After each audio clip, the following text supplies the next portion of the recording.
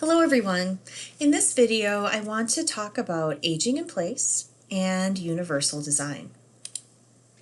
So we'll be covering what is aging in place, a little bit about the aging process, what you as a designer can do, and universal design. So, what is aging in place? Aging in place basically describes a senior living in their home as they age, but still being able to live their lives, have access to services as they need for as long as possible. The goal is really for everyone to have freedom of choice, to maintain and possibly improve quality of life, and to stay independent as long as possible in their own home. It's important for everyone that as we all age, we have the ability to choose where we live and how we all get to enjoy our lives. Why is this so important? Well, it's important for a lot of reasons. One being the number of people that this will affect in a very short amount of time. As of the year 2000, there were about 35 million Americans over the age of 65. By the year 2030, there will be over double that, about 71.5 million Americans over the age of 65. Where is everyone over 65 going to live, right? So this concept of aging in place is not, it necessarily an answer to anything, but we're thinking about quality of life and the period of time that an elderly person can enjoy and still get the things that they require while living in their own home. There are 7 generations currently alive today, and when we think about design, we think about people in different age ranges and what they need and what their experiences might be. So just sort of generally speaking, we kind of break the generations down into these 7 categories. So the youngest here is up at the top, Gen Z, sometimes referred to as centennials, individuals roughly born between 96 until TBD. We're not sure yet, right? And these are always kind of flexing and changing a little bit, just depending on the source. And as time goes on, of course, the ability to categorize groups of people becomes possibly a little easier. Millennials would be the next youngest, also referred to as Echo Boomers or Gen Y. Generally considered to be born between 87 and 95. Then we have the Zennial generation, kind of a sub-generation between millennials and Gen X, the one after, generally considered to be born between 77 and 87. Sometimes this group is just lumped in with millennials, making a much larger, nearly 20-year generation from about 77 to roughly 95. Then we have Gen X, born between 1965 and 1976. Baby Boomers, born between 1946 and 1964. And then the Traditionalists, or Silent Generation, before that, born between 1945 and 1928. And then finally we have the Greatest Generation, or the GI Generation, born in the early 1900s, roughly 1901 to 1927. So generations are important simply because you have a group of people that are born around the same time, and this birth cohort tends to exhibit similar characteristics, preferences, values over their lifetime. And that's really why we kind of group people. It's to help us understand, right? So these groups of individuals will have similar interests. They'll communicate in a similar way, shop in a similar way, have motivation preferences that are similar because they experience similar trends at approximately the same life stage and through similar means, right? So our experiences of being online with television, mobile devices, anything like that, as you experience these at about the same time and about the same age, you start to have things in common. So as we think about this concept of aging in place. Right now, we're really focused on the lower half of that list, with the greatest generation, of course, being the oldest, the traditionalists or the silent generation, and then the baby boomers. And so the baby boomers are really kind of the key demographic for this type of thinking right now. So again, baby boomers are those born between 1946 and 1964. They comprise more than half of those in the home renovation market right now, and the majority plan to stay in their homes a decade or more. So, the aging process. Well, the aging process is really a definition of the physical aging process, I suppose, would be that it's unnatural, it's normal, and it's a continuing biological change that occurs as physical and mental systems of the human cellular system begin to deteriorate over the span of a person's lifetime. Some people believe the process of getting older begins at birth. Others believe it begins at the moment of conception.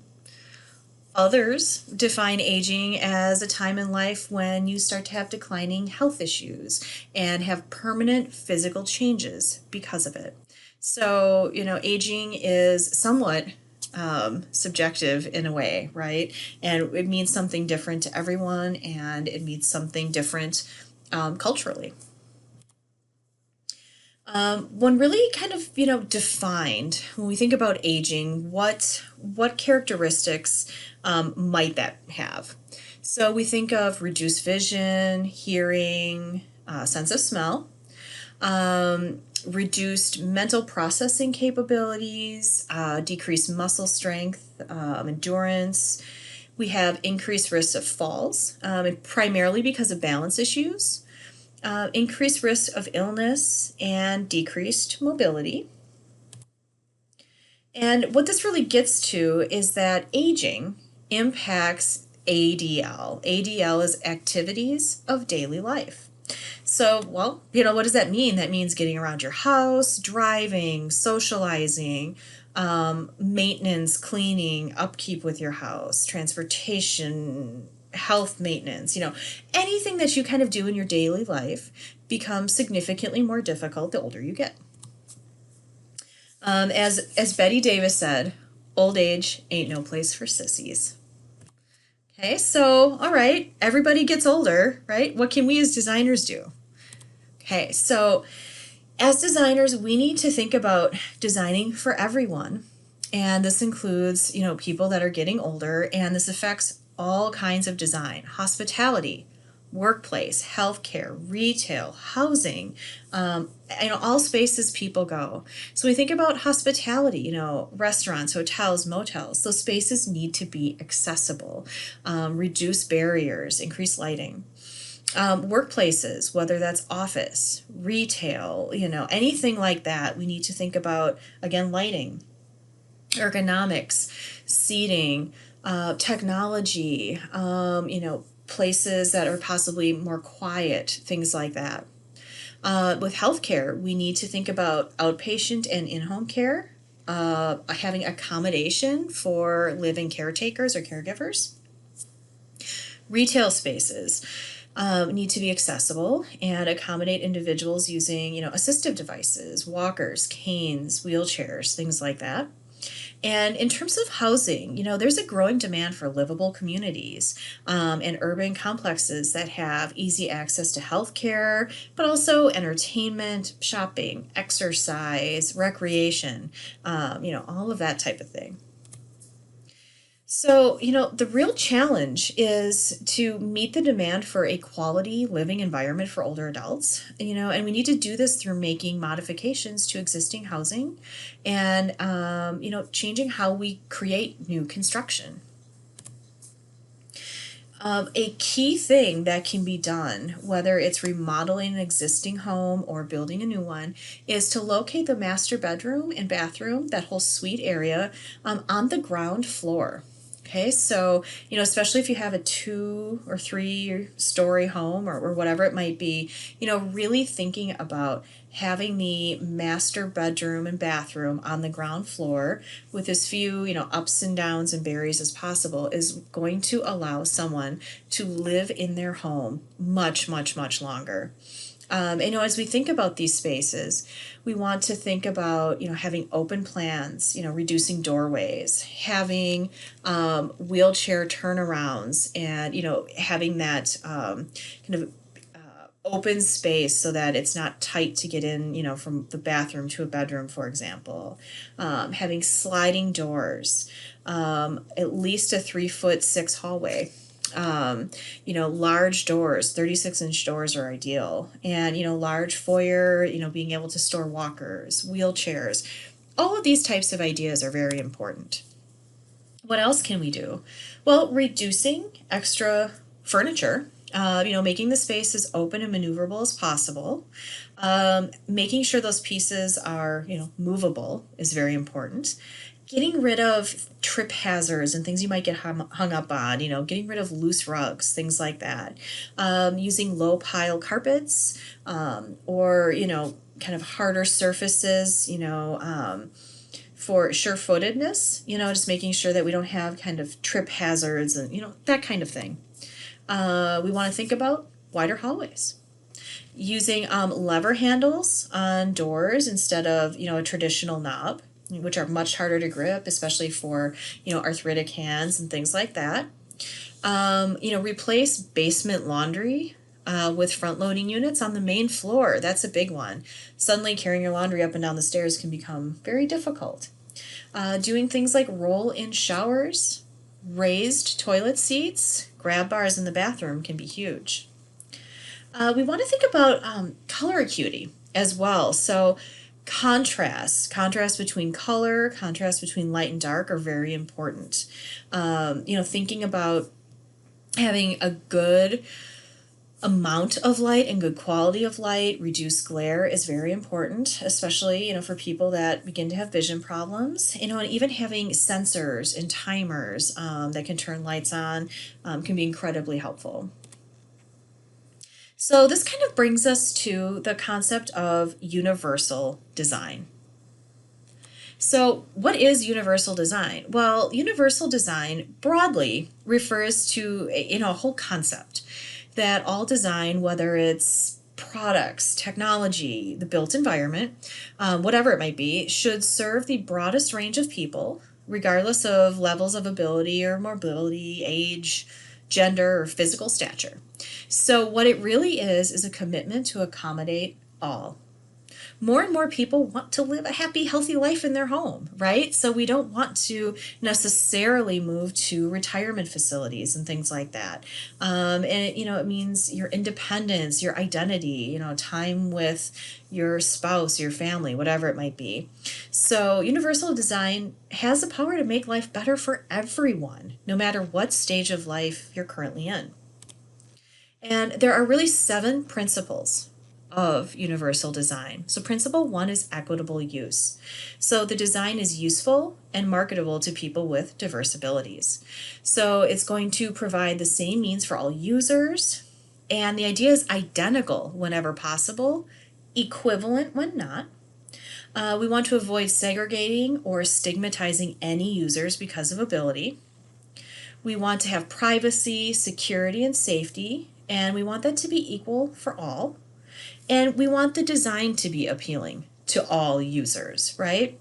And so really we want to think about a building's design that it's equally usable, attractive, and appealing to everyone as much as possible.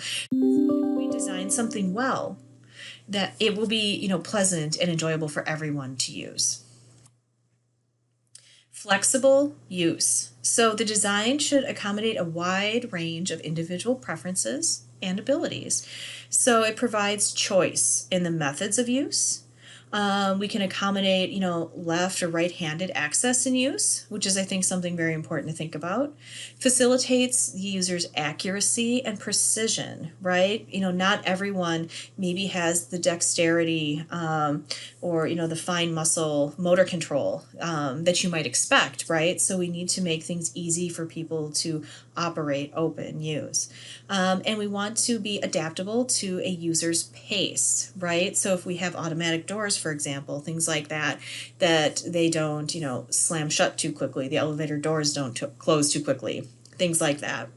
So, again, thinking about being flexible, the building's design should allow people to use its design features in more than one prescribed way. So it should be flexible and adaptable for many people. Principle number 3, to be simple and intuitive. So the use of the design is easy to understand, ideally, that regardless of the user's experience, knowledge, language, or current concentration level, it's simple and intuitive. We don't want things to be unnecessarily complex. We want, our design to be, intuitive, and people can make their way through a space or understand how things work based on, previous, kind of common sense and experience. That we, can accommodate a wide range of literacy and language. That we can arrange information consistent with importance. So the most important information, whatever it might be, is the most obvious and most forthcoming. And that the design provides effective prompting and feedback during and after task completion, so that if you're doing things properly, it's obvious, and if you're not, it's obvious, right? So the building should make it easy for everyone to understand the purpose for each design feature and how to use it. We really want to think of wayfinding, navigation, how we make our way through a building, and the signage that's being used. If you need to get from point A to point B, is it obvious? How can you do it? Principle number 4, perceptible information. So the design communicates necessary information effectively to the user regardless of ambient conditions or the user's sensory abilities. So the design should use different modes. So, pictorial with graphics, drawings, pictures, verbal, tactile, to have a redundant presentation of essential information. So we don't want to give information to people just one way. Our design needs to provide adequate contrast between the essential information and all of its surroundings. We want that essential information to be highly legible, and we want to differentiate elements in ways that can be easily described. So, think of it as if you're, giving instructions, directions, it should be very, very simple to, be able to describe what's going on. So we want to provide compatibility with a variety of techniques or devices used by people with sensory limitations. So again, the building should provide all essential information in a variety of modes to ensure effective communication with all users. So again, thinking about, signage, wayfinding, for example, whether it's, in lighting, in colors, in patterns, written, pictorial, whether there's auditory cues, braille on signs, all of these different things are really critical for universal design. Principle number 5, tolerance for error. The design minimizes hazards and the adverse consequences of accidental or unintended actions. So the design should arrange elements in the space to minimize hazards and errors. So, most elements are accessible. Hazardous elements are eliminated, isolated, or shielded. There should be warnings of hazards and errors, so provides fail-safe features. We want to discourage unconscious action and tasks that require vigilance. Okay, so ideally, this means the building's design should eliminate or isolate or shield any design features that could prove hazardous or inconvenient to any users. So, for example, if we have this escalator situation with, this rail around the edge, If that rail wasn't there, sure, people should be paying attention and maybe not fall down the escalator, things like that. But we need to, make sure that we're paying attention, or, falling down the stairs, or, whatever it might be. But people aren't always paying attention. They're not always looking, and it's really easy to make a simple mistake. Walking down this corridor, before you get to the stairs, all of a sudden you could be looking at your phone and, not know that you're there, right? So it's really important that we design things that, protect people from themselves a little bit, right? Okay, so principle number 6, low physical effort. So a design should be used efficiently and comfortably. So you don't want to create a lot of fatigue unnecessarily with, layout, space planning, design. So users should be able to maintain a comfortable, neutral body position as much as possible. We don't want people crouching or crawling through spaces, for example. We should be able to use reasonable operating forces. So for example, a door should be easy to open and not be like unreasonably heavy. We want to minimize repetitive and unnecessary actions, and we want to minimize sustained physical effort, right? So things should be comfortable and easy to use. And a building's design should employ design features that require, little or no physical force to use them, right? It shouldn't be, dangerous, exhausting, or difficult to, do your dishes, for example, things like that. And principle number 7, size and space for approach and use. So appropriate size and space is provided for approach, reach, manipulation, and use, regardless of users' body size, posture, or mobility. So we should have a clear line of sight to important elements for any seated or standing user. We want to make reaching to all components comfortable for any seated or standing user. We want to accommodate variations in hand and grip size, and provide adequate space for the use of assistive devices or personal assistance. So really, a building's design should provide an adequate amount of space that is appropriately arranged to enable anyone to use them again. So when universal design really works, people don't have to say, wow, this is so accessible. They say, wow, this is fabulous. So universal design equals good design.